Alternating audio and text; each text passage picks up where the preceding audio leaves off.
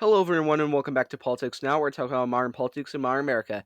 And today we're going to be doing another 2020 presidential prediction. And yeah, let's just get into that.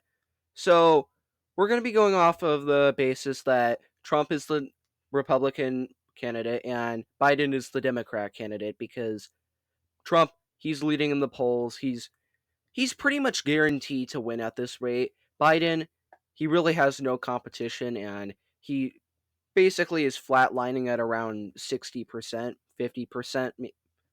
He he pretty much has the stranglehold on the Democrat nomination. He doesn't even really have any serious threat of being overtaken in the polls.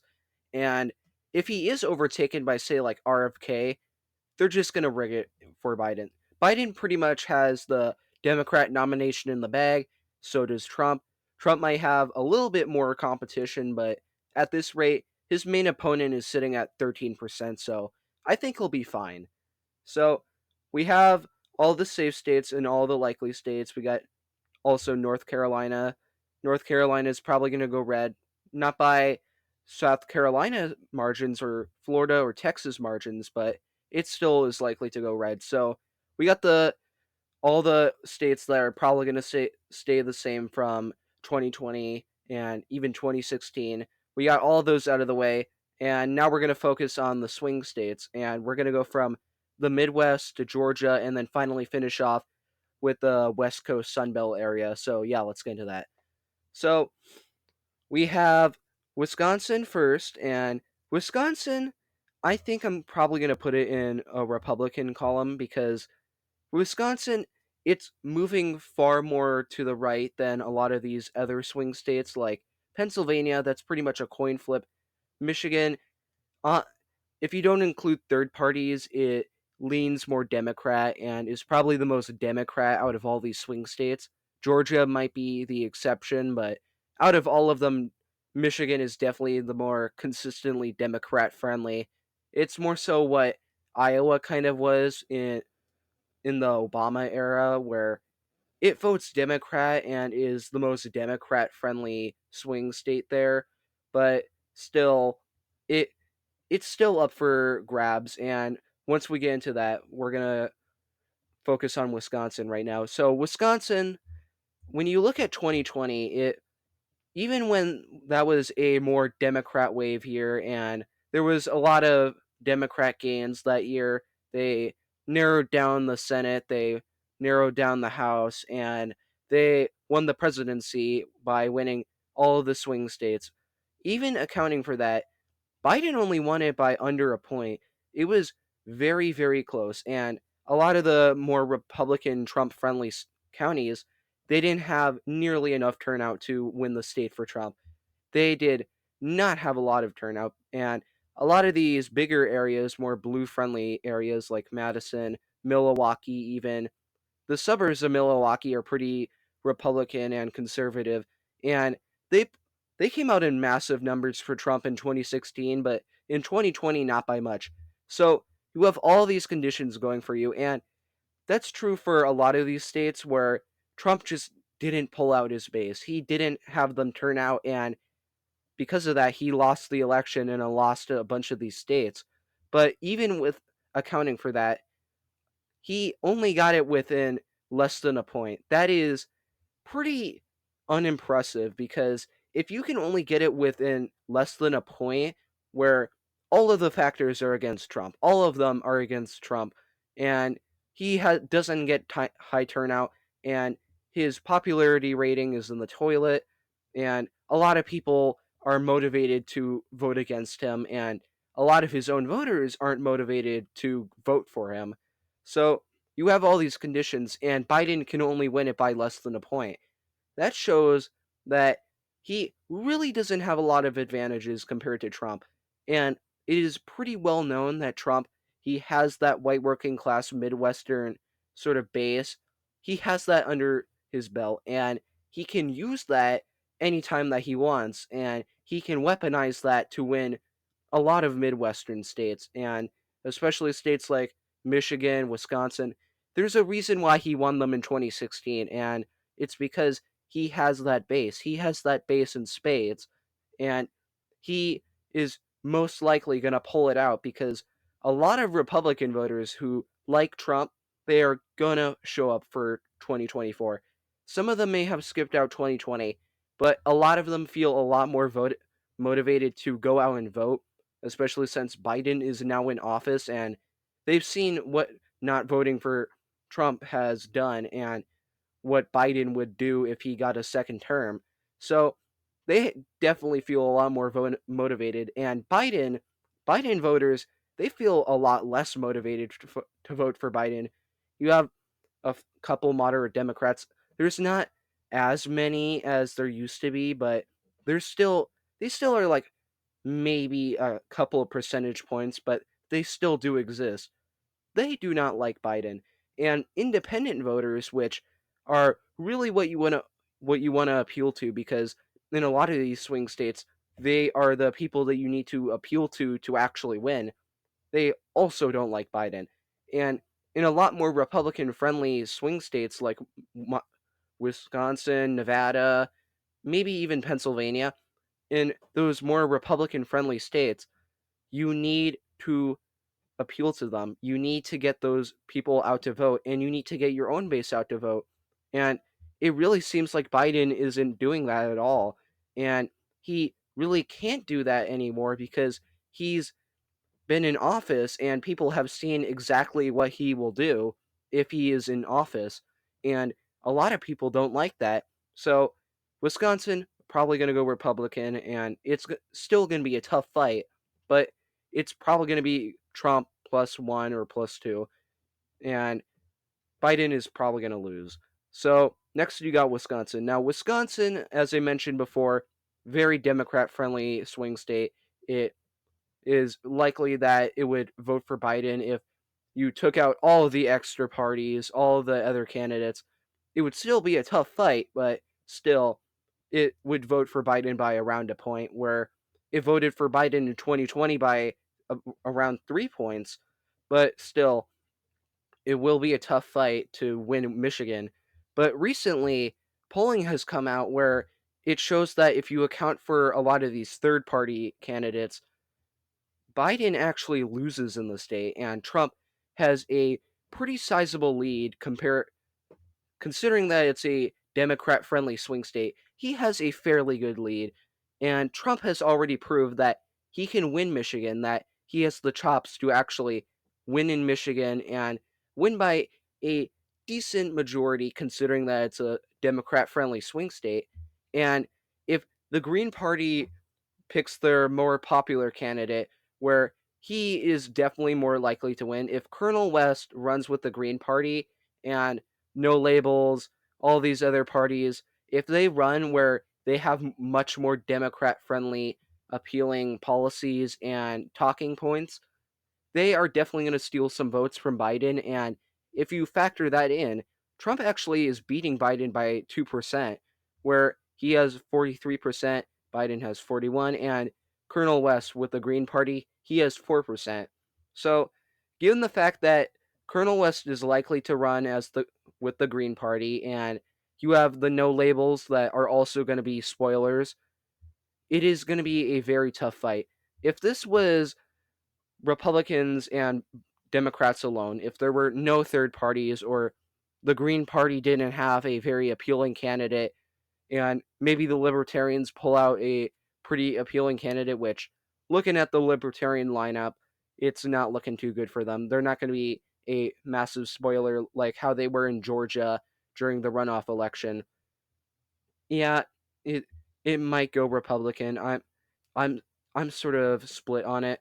I've put it as Democrat for a couple of these predictions, but I'm going to put it as Republican for this one. It's just that Biden, he has the third parties running against him, and they are going to be massive spoilers. So I think Trump could narrowly win it. It's going to be less than a point. It might be even like point 1 points, but still, Trump, he has that advantage, and Biden has to deal with the third parties. And when you factor that in, Trump has the advantage, and he wins the state by very, very, very, very narrow margins, where it's even closer than Biden winning Wisconsin or Pennsylvania or even Arizona or Georgia in 2020. It's going to be very, very, very, very narrow, but still it will go Republican. So now we have Pennsylvania. Pennsylvania is a very weird case where, yeah, it's probably on the same level as Michigan, where it still has a lot of Democrat friendly standings, where they even voted for John Fetterman. So there's clearly some Democrat friendliness there. But Trump, he also has some pretty strong appeals there. He has that sort of Ohio appeal, kind of, where a lot of people in these more rural regions and in the suburbs of Philadelphia, they will go out to vote for him if he is on the ballot. And especially if this is 2020, if this is the 2024 election where it's similar to 2016, then they are going to show up and they are going to flip a lot of these counties red. And especially a lot of these more rural regions, they are going to get a lot redder if these people show up. So if these people show up and Trump is able to turn out that base, which, considering how what he's doing for the primary and how much support he's drumming up, yeah, it's probably going to be a pretty tough fight for Biden. And Biden, he doesn't really have any Midwestern appeal. He tried sort of connecting Delaware and Pennsylvania as kind of similar, and he's from Delaware. So he got away with that in 2020, but still, he doesn't really have that to play on anymore. And given the fact that Trump still has massive appeal there and Biden really doesn't have anything going for him, I'm going to put this in the Republican column because Trump, he just has too many advantages. It's going to be Wisconsin margins where it's maybe a point or two, but still, it's probably going to be a very, very tough fight to win. But Trump, he definitely has a lot more advantages there compared to Biden, so he wins the state. Okay, so we got Georgia now. Georgia is a very, very weird case where they voted for Republican in 2016. 2020, they had a very, very massive shift where it was on par with Arizona's shift from 2016 to 2020, where the the sort of Atlanta suburbs and Atlanta itself, they got a lot more Democrat. They went Democrat by quite a bit, and that led to Biden winning the state, actually, where a lot of these suburbs, they went hardcore Democrat. They went Democrat up the wazoo, where they are 14 points more Democrat, and they just went full left. They were completely off the rails going to the left, and if that trend continues, and this will decide the state, if the Democrat trend in Atlanta and the suburbs continue, if they keep going to the left and they continue to gain more and more control of the state, where a lot of these areas they vote Republican, but Atlanta specifically is starting to dominate the state. If that still happens, then it is going to go to Biden, and if that doesn't happen, it might be a tough fight and Trump might be able to narrowly win the state. But given the fact that the trends are likely to kick into effect and they likely are going to happen again, I don't really see Republicans winning the state. It could be possible. It's like a 60-40 split. If it does actually happen, then it is a lot harder for Republicans to win the state because they would have to have massive turnout and they would have to have massive appeal to black voters, which they don't really have. So it's going to be in the Democrat tilt column because given the fact that Atlanta is just moving so far to the left, I really can't justify putting in the Republican column. It doesn't have the same weird third party sort of inconsistencies as Michigan does, but it does have a lot of Democrat favors with Atlanta moving to the left. So it's going to go in the Democrat column. It's probably going to be lost forever for Republicans because if Atlanta continues its move to the right, I mean left, if it continues to move that way, yeah, Georgia is going to become another blue state that Republicans used to win, but now they can't. So it's going to be a far, far more difficult time to win as time goes on, and the state is just going to become more and more and more blue, and it is going to be harder to win the state. So now that we got that out of the way, we got Nevada and Arizona. Now let's start with Nevada. Nevada is a very interesting case where it has been a Democrat swing state for a while, where it is sort of a tough fight, but usually always goes Democrat. But now times have definitely changed, and Nevada has continued to move to the right. And I think that really picked up compared to 2020, where it still went towards Biden for like about 3 points. It has really, really changed because a lot of Californian Republicans have left the state, and a lot of them have settled in these places like Nevada, Arizona, Texas, Florida, but especially Nevada. Nevada has been a very, very strong hotbed for Californian Republicans leaving their state, and a lot of Nevadan Democrats, they also have left the state towards places like Georgia. They really like moving there, Arizona, and even California or Colorado. They have left the state while Republicans are moving in. So you have a much, much, much larger proportion of Republicans moving there that like Trump, because Trump has a lot of appeal in California with the Republicans there. He doesn't really have it with the state overwhelmingly because California is still a safe Democrat state, but it does have a lot of Republicans. That's a thing most people forget about California, is the fact that it still has a ton of Republicans living there. And now that they've left the state, they're going to move to Nevada and they're going to keep turning the state red. So I think this might be the election that Nevada finally turns red, where it hasn't voted for the Republicans ever since around 2004. And this might be the election that it does flip back to being a Republican state where it votes Republican.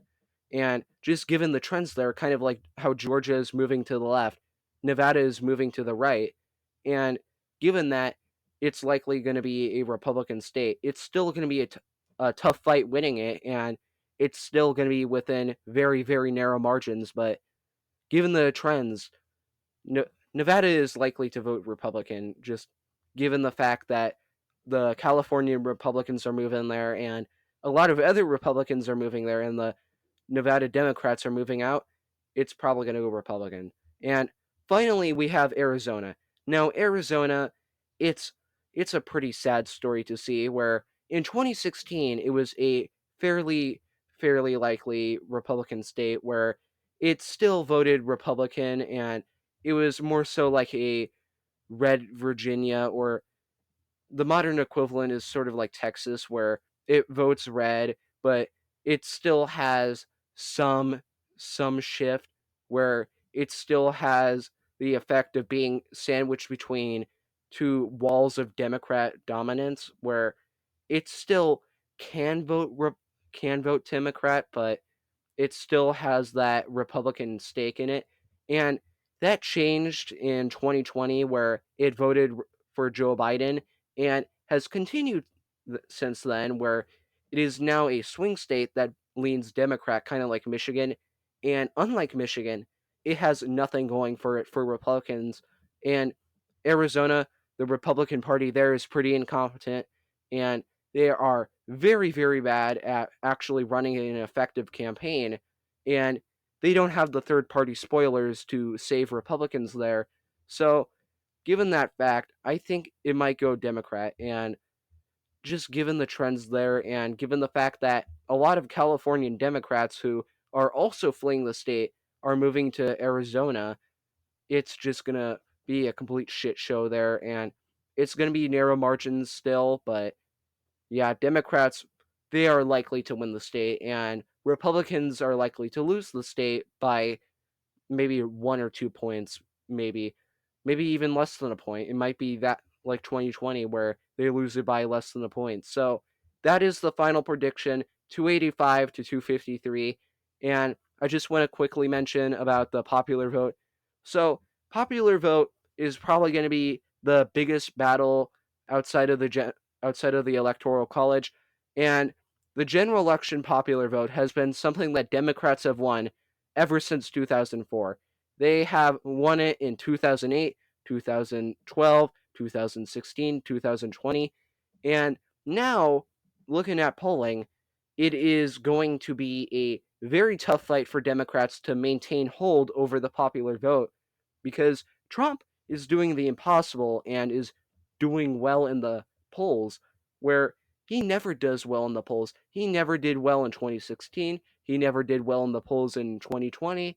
He has always been a complete shit show in the polls, where even if he wins like he did in 2016, he still does not do well in the polls. And given that Biden is up less than a point, where a lot of these polls even have Trump up by a couple of points, which would have been unimaginable in 2020 or 2016, because the only time Trump was up in the polls or even close to being up in the polls was maybe for a week in 2016, and that's it. And 2020, he was never really that close to Biden. But now he is, in fact, overtaking Biden in a lot of these polls, and it's a very tough fight because if you look at the polling throughout the entirety of the polling era, yeah, most of it is Biden plus one, tie, Trump plus one, and it's really been a difficult fight for either side to actually win the popular vote in the polls. And if Democrats lose the popular vote, if Joe Biden somehow loses the popular vote, you're definitely going to see a lot of these states and a lot of these predictions change. Like Arizona could possibly go Republican, Georgia could go Republican, Virginia could be a much tougher time, and Maine at large and New Hampshire could also be a very tough time to actually win. And if that happens, Democrats, you're screwed. If po- if the popular vote goes Republican, then Democrats, they are screwed. They have nowhere to go because if you lose the popular vote as a Democrat, you are making it 1000% harder to actually win the electoral college because Democrats, they really have a stranglehold over the popular vote because they have that major city support where that's where the vast majority of the population is. So if you have the popular vote, that means that you are doing your job and being a Democrat that appeals in big cities, where given the fact that Biden is going to have a tough time drawing out his voters and Republicans are going to be even more motivated to sort of draw out their voters and actually vote, then it might be a major change and a major flip if Trump wins the popular vote, because that would probably be the most important fact of 2024 in the election is if Joe Biden lost the popular vote. It doesn't even matter if Trump wins because the most popular thing and the most important thing would be if Trump won the popular vote. That would dominate over any signs that Trump actually won the electoral college is the fact that he won the popular vote, which that would be a complete mess on cable television once they report that. That would be a meltdown. Imagine the 2016 meltdown when Hillary lost and Trump won. Imagine that 10 times worse. And the freak out that would happen if Trump won the popular vote. And if that actually happens, that will be very exciting to see. I can't wait to actually see that because watching the 2016 meltdown, that was entertaining as always, but watching a 2024 popular vote meltdown, that would be even more entertaining. But yeah, so so what do we have here? Popular vote is under threat for being overtaken by Republicans. Electoral college is right now leaning towards Trump winning by very narrow margins, but still, it will be a tough fight for either side to actually win, where it will be a tough fight regardless and could honestly flip either way. But Trump has a very, very, very narrow lead on Biden, where you have a lot of these swing states. They are very, very, very narrow victories, but still, they are victories. And if you have these Trump wins and he gets his 270 to actually win. So if you think Trump could win, leave that in the comments below. If you think Biden can win, leave that in the comments below. And I'll see you guys next time. Bye.